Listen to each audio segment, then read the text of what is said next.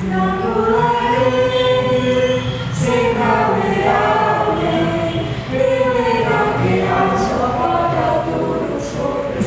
cukup terpanggil bahwa seni ini harus bisa dinikmati oleh semua tanpa kecuali.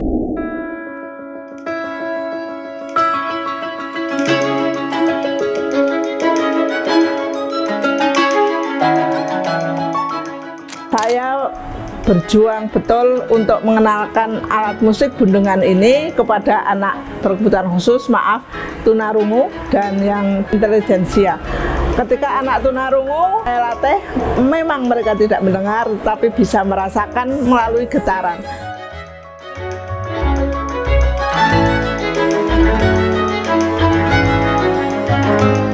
Oh, luar biasa, ini pon Indonesia dan ternyata mereka tidak tahu apa itu Indonesia, tahunya Bali. Setelah kami mengenalkan this is dari Wonosobo, Central Java, baru mereka tahu oh ada Indonesia dan ada Wonosobo dan ada alat musik yang luar biasa.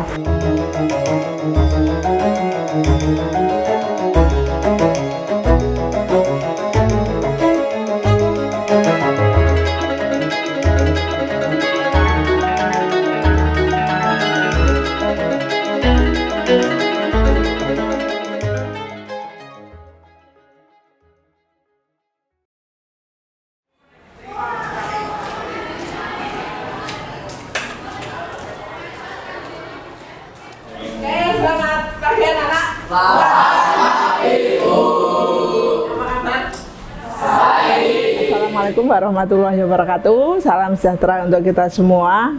Rahayu.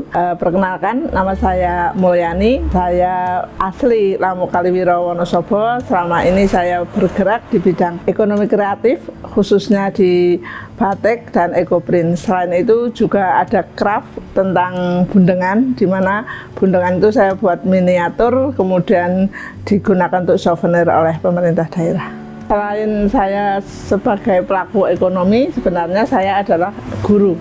Jadi saya mengajar di SMP Negeri 2 Selomerto sejak tahun 1998.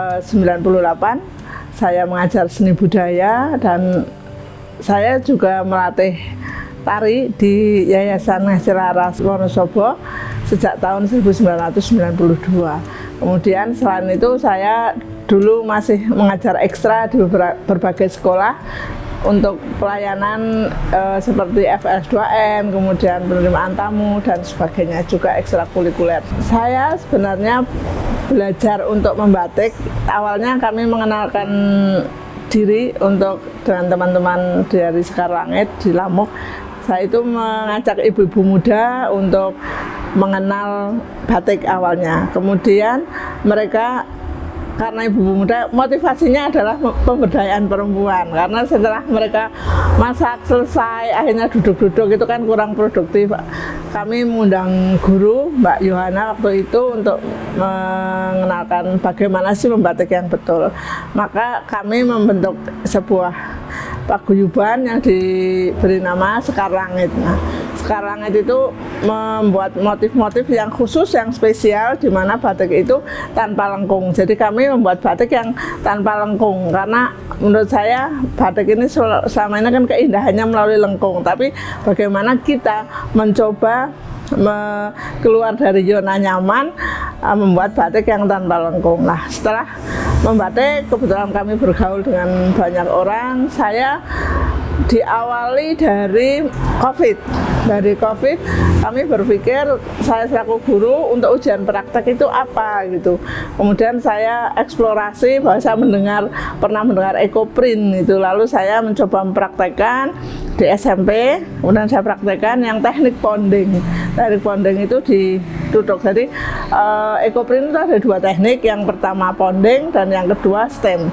Maka ketika pelaksanaannya untuk ujian praktek di saat COVID, kami beri tugas ke anak-anak untuk ekoprint ponding. Lalu saya upload di Facebook.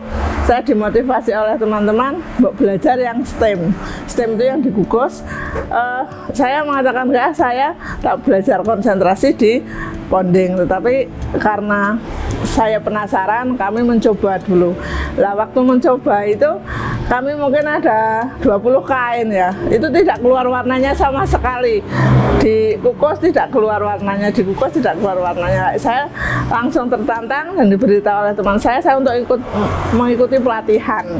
Nah, setelah pelatihan akhirnya ada jejaknya dan seterusnya. Jadi diawali dari kebutuhan untuk ujian praktek, maka saya belajar. Jadi sebelum saya memberikan ilmu, saya belajar dulu begitu. Jadi saya belajar dulu, akhirnya sampai sekarang terus berjalan. Kami memanfaatkan daun-daun yang ada di sekitar untuk menjadi sebuah karya seni yang semoga digemari oleh banyak orang. Dan melalui pendidikan juga, kami sudah kemarin mengikuti opsi Olimpiade Penelitian Siswa Indonesia.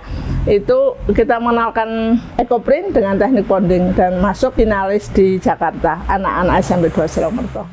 Kami di dalam grup kelompok itu karakternya kan berbeda-beda, terus skillnya juga berbeda-beda. Nah, tantangan yang saya hadapi itu luar biasa sebenarnya.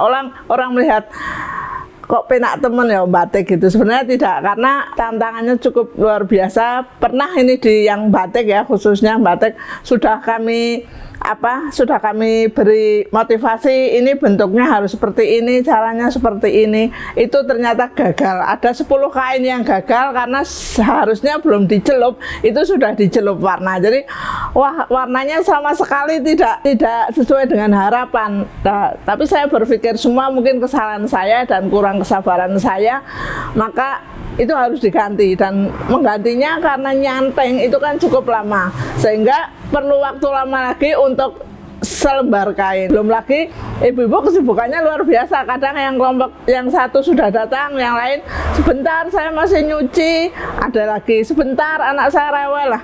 Tantangan seperti itu yang membuat saya pribadi itu untuk semakin termotivasi bahwa pelayanan itu harus maksimal, harus ngomong rasa, ngomong situasi dan sebagainya. Itu tidak mudah kalau kita tidak belajar. Untuk ekoprint awalnya itu kita 15 orang dalam satu kelompok. Ya, teknik ponding. Nah, ponding itu kan harus pelan-pelan sebenarnya. Mereka tuh nutuknya itu karena semangatnya tuk gitu. Akhirnya semua daunnya tidak berjejak, kainnya itu bolong-bolong. Ketika diterawang seperti ini, bolong semua. Maka ya sudahlah, memang butuh kesabaran. Sekali lagi, mengolah seperti itu butuh kesabaran. Kami bersyukur bahwa pengalaman adalah guru yang sebenarnya. Dari kegagalan itu kami terus observasi, membenahi diri, ada kekurangan, dan tidak lupa kami belajar terus. Akhirnya teman-teman yang pembatik termotivasi juga, ayo terus lakukan segala sesuatu, dengan harapan kita berjuang untuk diri sendiri, kemudian minimal kita bisa menghidupi diri sendiri, kemudian bisa bermanfaat minimal untuk suami, untuk keluarga. Itu ada rezeki yang Allah titipkan melalui selembar kain. Jadi mereka lama-lama merasakan bahwa kalau tidak meningkatkan kualitas, maka kita tidak akan diakui terus-menerus oleh masyarakat. Akhirnya mereka berjuang, kami berjuang, dan puji syukur sekarang sudah dikenal oleh banyak orang.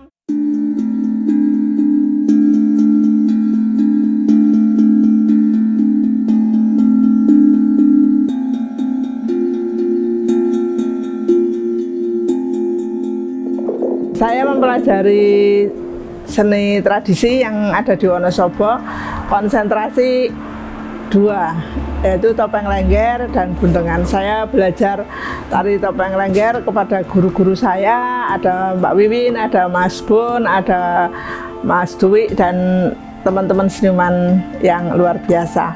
Kemudian bundengan saya belajar dengan Pak Munir dan Pak Bohori selaku maestro bundengan dan guru saya. Saya setelah belajar, awalnya tahun 2015 itu saya prihatin karena ternyata anak muda itu sudah jarang yang melihat, yang tahu tentang alat musik bundengan itu.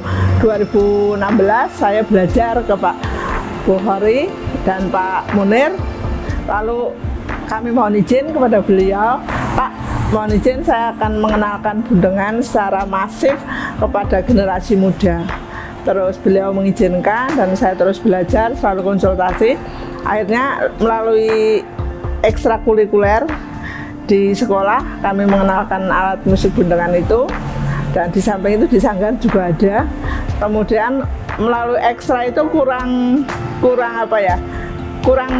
lebih luas, maka saya izin ke kepala sekolah untuk mengenalkan alat musik Bundengan itu melalui proses belajar mengajar dengan tema memainkan alat musik daerah setempat. Maka saya masukkan Bundengan, sehingga SMP 2 Suramerta mengenalkan Bundengan melalui pembelajaran mata pelajaran seni budaya. Setelah itu kami terus bertemu dengan Rosi Cook. Itu seorang konservator yang kuliah S2 di Monash University. Beliau sedang mencari alat musik Bundengan yang ada di museum. Jadi ada di Museum Monash, sudah rusak. Lalu oleh dosennya dia diberi tugas untuk mencari alat itu sebenarnya di mana. Maka bertemulah kami dengan difasilitasi oleh Andi, ada Said dan ada Lukman, anak-anak muda yang komitmen saat itu di Bundengan. Akhirnya bertemulah kami langsung merencanakan beberapa aktivitas, antara lain workshop di SMP 2 Suramerta, di Pendopo untuk generasi muda. Untuk pengenalan Bundengan itu sendiri saya lebih konsentrasi melalui dunia pendidikan. Saya mengajarkan Bundengan di lingkungan sekolah dengan harapan generasi muda sejak dini itu mengenal Bundengan. Kemudian saya bersyukur bisa melalui merawat hal yang kecil itu saya bisa mengangkat ke kancah nasional maupun internasional. Yang di nasional mungkin saya pernah tampil di TBJT bersama teman-teman seniman dari Ngasilaras dan kolaborasi dengan grup lain.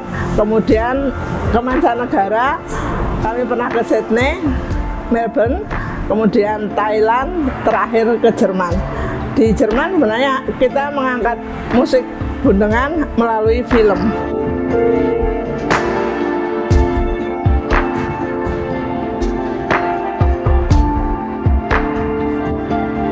Yang cukup membuat saya bangga ketika saya harus tampil di Kota Lama atas undangan Kemenparekraf. Di situ saya menampilkan tari dan alat musik Bundengan. Jadi saya memainkan Bundengan untuk mengiringi dan untuk properti. Di situ ternyata para pejabat Kemenparekraf, loh ini alat musik toh, oh iya, terus mereka akhirnya saya motivasi untuk mengenal, mari Pak bermain. Mereka kagum dengan alat musik itu, jadi ada kebanggaan tersendiri. Wah, ternyata dengan cara sederhana ini mereka mengenal alat musik Bundengan itu sendiri. Saya cukup bangga. Sebuah kebanggaan pula ketika kami harus tampil di Monash University, di mana itu gedungnya sangat besar, kemudian perlengkapan visualnya cukup luar biasa. Di sana Bundengan bersenandung menggema. Maksudnya menggema itu bukan lagi hanya tangtung-tangtung, tapi suaranya benar-benar tereksplor dengan baik karena didukung dengan alat. Lalu saya perform, penonton semuanya diam, tidak ada yang bergerak dan terpukau. Itu suatu kebanggaan yang luar biasa. Itu yang di Monash University. Kemudian ketika di Thailand kami harus perform di depan, kalau sini mungkin pejabat negara sekelas dengan bupati. Beliau rawuh menjamu kami makan malam dan kami perform dengan Bundengan dan sekali lagi dengan topeng. Beliau terpukau, sangat luar biasa. Ini alat musik Wonosobo Indonesia is very good, nice gitu. Saya senang sekali mendapatkan apresiasi seperti itu. Kemudian ketika di Jerman, walaupun saya hanya perform di sebuah taman, teman-teman dari berbagai negara, mungkin ada 22 negara yang mengikuti, itu mereka amazing gitu. Jadi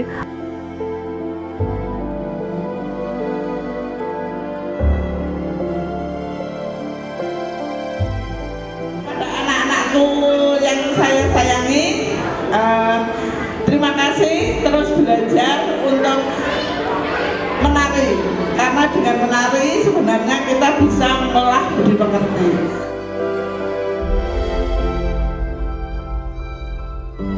Perjalanan perjuangan saya untuk sampai ke titik ini tak luput dari budi baik banyak orang. Untuk Bundengan itu Pak Munir dan Pak Bohori selaku guru saya, matur nuwun, yang terus mendampingi saya dan memotivasi saya. Kemudian untuk batik dan ekoprint, terima kasih kepada sahabat-sahabat perempuan yang dengan ikhlas terus semangat untuk mendampingi saya sampai titik ini, sehingga produk kami tidak berhenti begitu saja karena kebaikan dan ketulusan sahabat-sahabat perempuan di sekitar saya yang konsentrasi di batik maupun ekoprint. Makna seni bagi saya itu sangat luas ya, bahwa seni adalah nilai keindahan yang tidak bisa diterjemahkan dengan kata-kata menurut saya.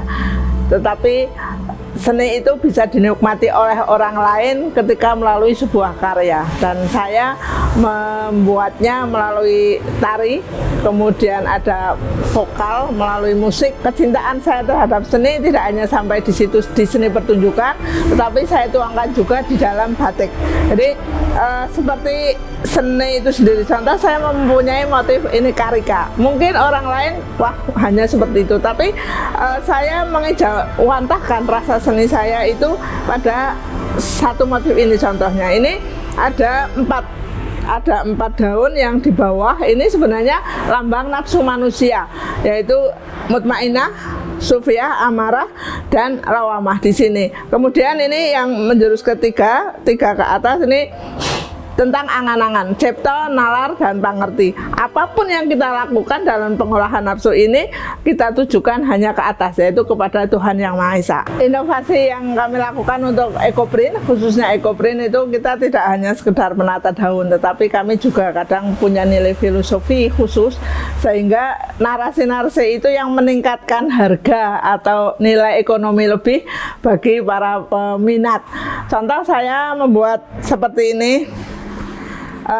Secara detail ini sebenarnya Bundengan ya, kami tempatkan di sini. Mungkin kalau hanya lembaran kain seperti ini itu tidak begitu mahal, tapi setelah kami narasikan dalam bentuk bundengan ada seperti ini mempunyai nilai lebih. Jadi harganya misalkan biasa itu hanya 75.000, ini bisa 150. Itu kan ada peningkatan ekonomi. Kemudian ini juga ada topeng. Nah, kemudian ini ada jenis kain yang saya suka, itu kain sutra. Nah, ini mungkin lembaran kain seperti ini tidak akan bernilai lebih ketika tidak diterapkan dengan motif-motif yang khusus. Ini pesanan dari Jakarta, mereka meminta desainnya kecil-kecil, maka kami berinovasi bahwa jatinya kan lebar-lebar harusnya, tetapi ini kami gunting-gunting sehingga punya warna lain dibanding kelompok-kelompok yang sudah bagus begitu. Jadi saya berjuang untuk menaikkan harga kain ini melalui inovasi-inovasi tertentu begitu. Kemudian ini juga kami membuat warna hitam. Lalu kami juga di ekoprint juga kami membuat kulit, dan ada sepatu, ada tas, dan sebagainya. Kami berkolaborasi dengan berbagai teman untuk bersama-sama berjuang menaikkan ekoprint itu menjadi nilai ekonomis yang tinggi. Walaupun saya usianya sudah tidak muda lagi ya, tetapi saya tetap tidak gaptek. Saya mengenalkan produk-produk baik karya tari, kemudian karya ekoprint dan batik itu melalui sosial media, antara lain TikTok, Instagram, WhatsApp, dan YouTube. Jadi kami kenalkan dengan cara-cara yang lebih modern. Ternyata cukup diapresiasi dan ada pesanan juga yang masuk karena promosi kami lewat media sosial. Apapun yang telah saya lakukan ini semoga memotivasi anak-anak muda nih. Jadi jangan pernah berkecil hati ketika merawat seni tradisi, merawat hal yang dianggap kecil, karena itu bisa menaikkan harga diri kita, harga ekonomi kita, dan semuanya. Jadi anak-anak muda marilah terus mencintai seni tradisi dengan segala cara sesuai kalian, tetapi jangan pernah malu untuk menjadi pelaku seni ekonomi kreatif. Jadi teruslah bergerak, jangan berhenti hanya sampai berpikir, tapi tindakan itu penting. Dan saya sebenarnya prihatin juga ya, karena banyak yang masih ragu-ragu untuk mencintai tradisi.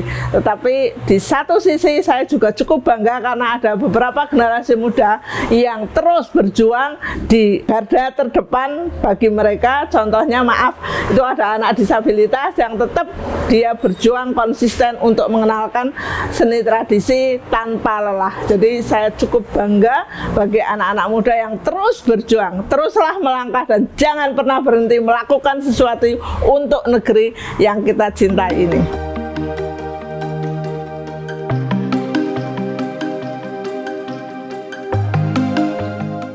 Halo, saya Mulyani, owner dari Sekar Langit, Sekar Jagat, dan Yayasan Ngesti Laras. Mari kita semua tanpa kecuali teruslah semangat, menyulam inspirasi dan menebar kebaikan kepada siapapun sebagai nilai-nilai pertanggungjawaban atas segala nikmat yang boleh kita nikmati. Salam.